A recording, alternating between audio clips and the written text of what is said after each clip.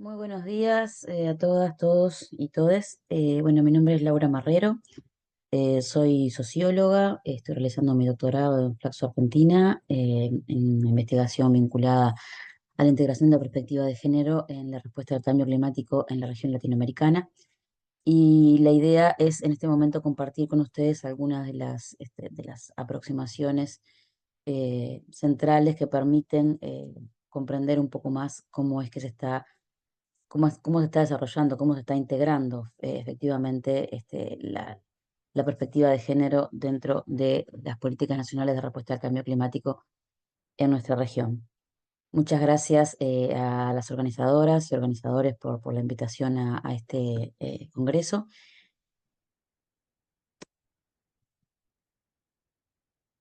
Entonces, como contenidos, brevemente vamos a situarnos un poco en, bueno, cuáles son los enfoques de la perspectiva de género que circulan a escala más global. Eh, También dentro de esto, mencionando en forma explícita al IPCC y a los marcos fundamentales de financiamiento, luego algunas consideraciones vinculadas al avance o a la integración de la perspectiva de género en el marco de la Convención Marco y cuáles han sido hasta ahora los focos centrales en esta integración, y luego cuáles son los instrumentos también fundamentales para poder integrar la perspectiva de género en las políticas climáticas nacionales. Con respecto a los enfoques que nosotros vamos a ver en los marcos de los mecanismos multilaterales, como inclusive además, digamos, el panel intergubernamental de cambio climático y además los mecanismos de financiamiento como el Fondo Verde del Clima, el Fondo de Adaptación y diversas agencias de cooperación y de desarrollo, circulan estos conceptos, estas referencias a las consideraciones de género como posibilidad de que puedan ser sensibles a las cuestiones de género, por ejemplo, responsivas a las cuestiones de género o transformadoras a las cuestiones de género. Acá, con estas definiciones de políticas, de medidas, de recomendaciones que se categorizan de esta manera, hay distintas según sea la agencia o según sea, no es que sean exactas, a veces encontramos diferentes precisiones con respecto a estos conceptos, pero sí circula esta cuestión de, bueno, diría que originalmente empezó a estar el enfoque más vinculado a que las políticas o las respuestas de cambio climático fueran sensibles al género, en el sentido de que fueran capaces de responder a las desigualdades de género constatadas. Luego se consolida o se instala este concepto género responsivo, que en realidad es una traducción del inglés. Responsiva no era una palabra que la utilizáramos en el español frecuentemente, pero sí el gender responsive desde el inglés es muy frecuente y tiene que ver con esto de que sean capaces las políticas, las medidas de respuesta al cambio climático de responder justamente a las brechas de género. Y más recientemente se ha adoptado este enfoque de que las políticas o las medidas sean género transformadoras. Y cuando hablamos de género transformadoras, en general estamos haciendo referencia a que generen una respuesta crítica, problematicen y respondan no solo a las brechas existentes, sino realmente a los patrones, a las pautas culturales, los patrones estructurales de la desigualdad en cuanto a las normas, los roles de género, cuestionando la distribución de los recursos,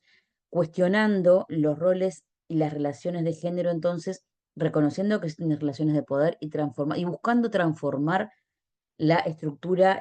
patriarcal de nuestra sociedad. Entonces, ahí es interesante analizar todo esto y de alguna manera evaluar si efectivamente, tal cual, en alguna de las consideraciones de género que están planteadas o de las recomendaciones de género que están planteadas en el marco de los marcos globales, hasta qué punto los países es posible, es posible de diseñar efectivamente una política que efectivamente sea transformadora a estas cuestiones de la cultura más arraigadas, en cuanto a que muchas de las propuestas, por ejemplo, de proyectos o de proyectos que son financiados, son proyectos que tienen un tiempo acotado, que tienen un presupuesto específico, que a veces tienen un anclaje complejo a nivel institucional. Entonces, es interesante de alguna manera identificar y analizar hasta qué medida estas orientaciones y enfoques globales efectivamente son factibles de implementar en nuestras sociedades en función de el avance institucional, la asignación de recursos, la asignación presupuestal, los mecanismos de gobernanza, los mecanismos de articulación con las unidades ejecutivas, con los ministerios y con las unidades vinculadas a las políticas nacionales de igualdad en los distintos niveles de gobierno. El Fondo Verde del Clima, por ejemplo, apuesta, plantea de que su política de género debe ser,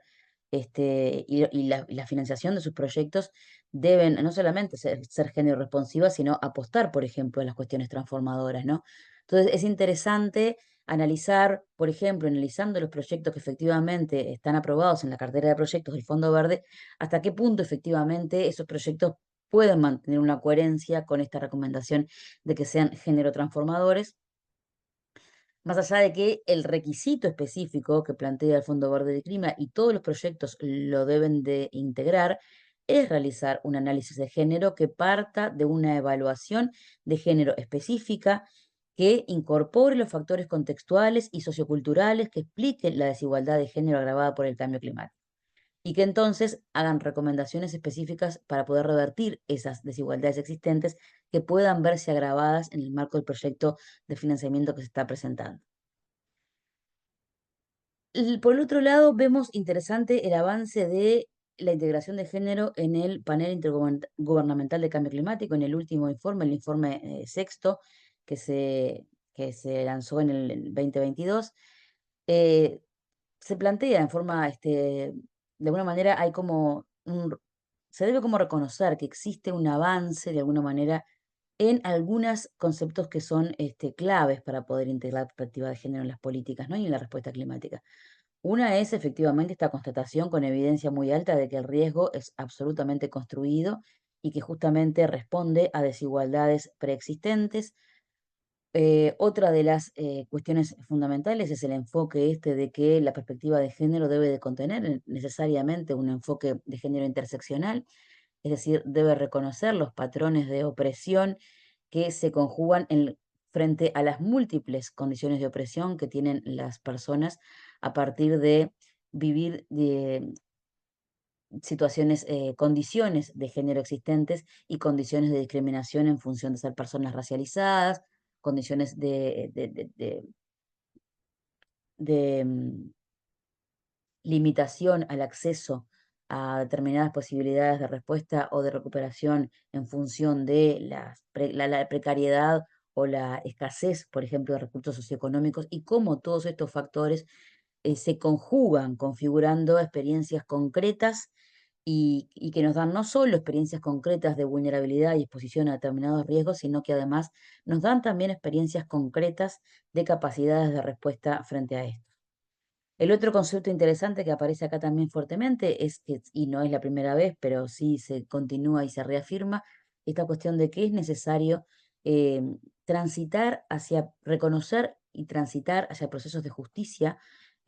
climática, incorporando la perspectiva de género como parte de un proceso inherente a la justicia climática, que dentro de las desigualdades preexistentes, estas desigualdades estructurales que son preexistentes al cambio climático, juega y está jugando entonces también el todavía presente factores vinculados a la colonización y cómo es fundamental poder realizar una adaptación que incorpore como horizonte, como un eje fundamental, la igualdad de género. Dentro del marco de la Convención Marco de Naciones Unidas para el Cambio Climático, también existen una serie de decisiones vinculadas, decisiones que van tomando los países paulatinamente desde principios del 2000 hacia acá, más en la segunda década del 2000, consolidándose obviamente más fuertemente. Y la convención en función de esto hace un seguimiento obviamente del avance de algunas de sus, hace un avance de aquellas consideraciones de género que son parte, diría, de la agenda de igualdad de alguna manera de la convención. Y una de las primeras eh, dimensiones, uno de los primeros problemas que están planteados vinculados a las desigualdades tiene que ver con la participación de las mujeres en los ámbitos de la acción climática como uno de los señalamientos o de los focos donde poner de alguna manera las transformaciones necesarias para poder revertir muchas de las consideraciones que acabamos de mencionar. Tiene que ver con que, bueno, existan más mujeres participando de las conferencias y existan también más cantidad de mujeres como jefas de delegación tomando decisiones en el marco de las COPs, de las conferencias de las partes de la convención. Y ahí la convención marco, la secretaría de la convención, hace un seguimiento entonces de la cantidad de mujeres en la COP, identificando en realidad esto a partir de los últimos años ha aumentado el porcentaje de mujeres, no es esta gráfica, pero sí los informes dan cuenta de que recientemente hay un aumento significativo entonces de las mujeres participantes en las COPs. Más complejo, obviamente, que es el tema de las mujeres como cabeza de delegación, las mujeres que son las que efectivamente participan de las decisiones finales entonces de la convención. Ahí es más complejo porque las representantes, quienes toman las decisiones, vienen de cargos que tienen que ver con cargos de toma de decisiones son ministras, son direcciones generales, son personas que ya tienen un cargo de toma de decisión dentro de la nación, entonces no es, de alguna manera, esto deviene o es una consecuencia de decisiones que se toman a escala nacional. Y una de las cuestiones interesantes que vemos en esta cuestión de la participación de las mujeres en las COP tiene que ver con las edades. Si hacemos un análisis cruzando por edad en la participación de las mujeres para este informe, que fue el informe del 2020, vemos que en las edades más jóvenes hay una mayor paridad de género revirtiéndose en las edades más adultas, como que existiera una mayor oportunidad o una mayor conquista de alguna manera de los lugares a participar de mujeres más jóvenes en relación a las mujeres adultas en las conferencias. Un dato también interesante como para analizar un poco más cuáles son esos perfiles, de dónde vienen, cuál es su origen. Bueno, ameritaría como poder seguir investigando para sacar alguna conclusión un poco más contundente. Y luego lo que nosotros observamos ahí en términos de la transversalidad de género en las políticas nacionales, hay unos documentos, que diría como que son los documentos fundamentales, los compromisos país fundamentales de respuesta al cambio climático, que son las NDC, las contribuciones determinadas al nivel nacional, que se conforman en el marco del acuerdo, que se determinan en el marco del Acuerdo de París,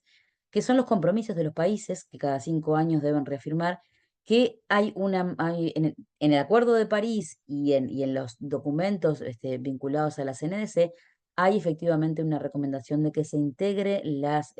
transversalidad de género dentro entonces de las contribuciones determinadas a nivel nacional. Y ahí vemos que paulatinamente, a partir de las sucesivas contribuciones determinadas a nivel nacional de nuestros países en la región, paulatinamente vemos que empieza a haber cada vez más la integración de la perspectiva de género, no solo desde el punto de vista conceptual, con esto que les decía al principio, de que al inicio veíamos la palabra sensible, pero luego ya empezamos a ver hoy que algunos de los países de la región inclusive plantean de que sus NDC van a tener un enfoque género transformador. Así está planteado. Sería interesante luego analizar hasta qué punto eso es posible o en qué medida eso es posible que se implemente, cuáles son las barreras que aún persisten para que eso sea efectivamente factible de implementarse, pero bueno, está escrito como obviamente como una cuestión aspiracional y yo por supuesto que y es un compromiso país, entonces por lo tanto eso es absolutamente interesante, porque son documentos oficiales. Entonces, ahí como recomendación nomás, hay una organización que es la WIDO, WEDO, que en realidad sigue los avances de género dentro de la convención y realiza análisis sistemáticos de, bueno, cómo se está integrando esto en los países de la región. Y es bien interesante que en la página actualmente del Gender Climate Tracker, que es la plataforma que ellas tienen para dar para dar transparencia y para comunicar el avance estas investigaciones, estos monitoreos que realizan, ellas plantean ahora que en realidad, bueno, es contundente cómo la región latinoamericana mantiene una fuerte presencia de los temas de género, inclusive comparados con otras regiones en el marco de la CNDC.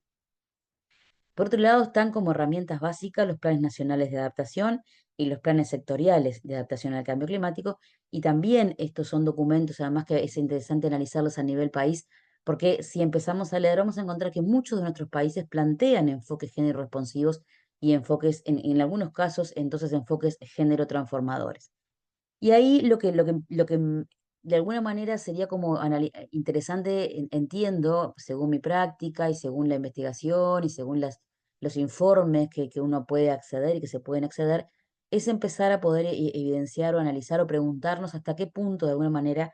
estas enfoques y estas consideraciones, estos compromisos que están planteados, efectivamente están pudiendo implementarse en la práctica. Porque bueno, porque acá tenemos muchos compromisos, por ejemplo, que son que se establecen a nivel nacional, no siempre o no necesariamente, pero a veces con disposiciones interesantes o con buenos enfoques de participación, a veces no es factible o no es posible llegar, por ejemplo, a dialogar o a construir con las instancias de práctica de los gobiernos subnacionales o con los gobiernos municipales o con los colectivos de mujeres que trabajan a nivel de territorio, por ejemplo. Entonces, puede pasar, y es interesante ahí empezar a analizar con más nivel de profundidad, que de alguna manera esto quede plasmado como en buenas intenciones en algunos casos y que no logre luego el efectivo nivel de implementación que aspiracionalmente está escrito en esos documentos. Entonces, también es factible empezar a analizar cuáles son las barreras, si hay un presupuesto asignado, si hay una posibilidad de financiamiento, cómo está la institucionalidad planteada en todas esas escalas de gobierno y cómo están los vínculos con la sociedad civil y cómo han sido los procesos de diálogo para que eso efectivamente pueda plantearse así como está formulado. Acá es lo que les acababa de mencionar, la página de esta organización que recomiendo seguir porque es muy útil justamente para poder seguir los temas de cómo está integrado en la CNDC. Y bueno, dejando por ahí entonces para hacer